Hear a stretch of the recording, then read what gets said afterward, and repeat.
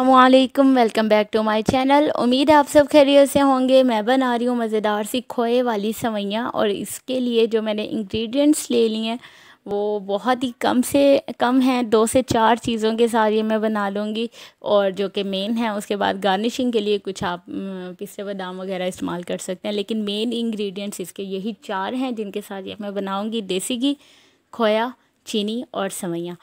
ये किशमिश, बादाम और पिस्ता मैं ले रही हूँ जो कि मैं गार्निशिंग के लिए इस्तेमाल करूँगी। ठीक है, बहुत कम इंग्रेडिएंट्स के साथ ये रेसिपी बन जाएगी और बहुत ही जल्दी। ज़्यादा से ज़्यादा इसका कुकिंग टाइम इसका 5 से 10 या ज़्यादा से ज़्यादा 15 मिनट है, जो कि डिश आउट करने के बाद सारा मिला के।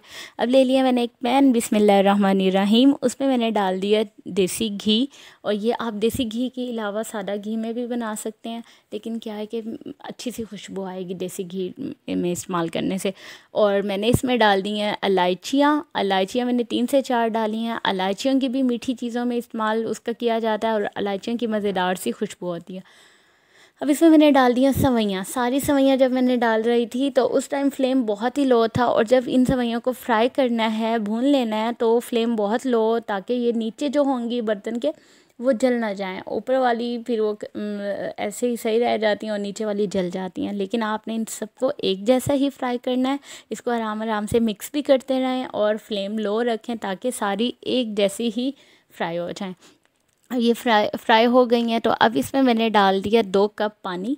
2 कप पानी इसलिए डाला है ताकि ये ज़रा नरम हो जाएं, और पानी ये जब जज़्ब कर लेंगी तो ये नरम हो जाएंगी।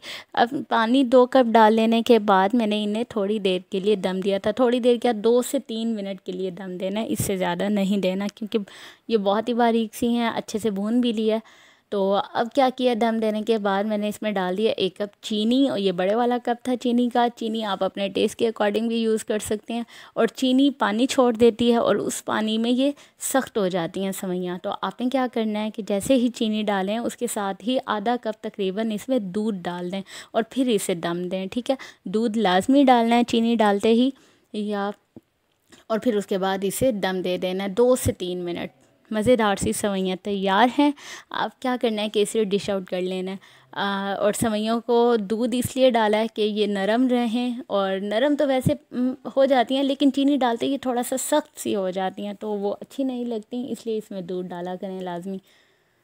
अब जी डिश आउट कर ली हैं मैंने सवैयाँ, और उसके ऊपर हम गार्निशिंग कर रहे हैं मज़ेदार सी ये जो पिस्ते बादाम थे, और साथ साथ मैंने इसमें डाल दिया ये खोया, ये ब्राउन खोया, जो कि सिर्फ़ और सिर्फ 3 इंग्रेडिएंट्स के साथ बना है, जो कि मैंने खुद बनाया है। और इसकी रेसिपी इंशाल्लाह मैं बहुत जल्द शेयर करूँगी अपने चैनल पे।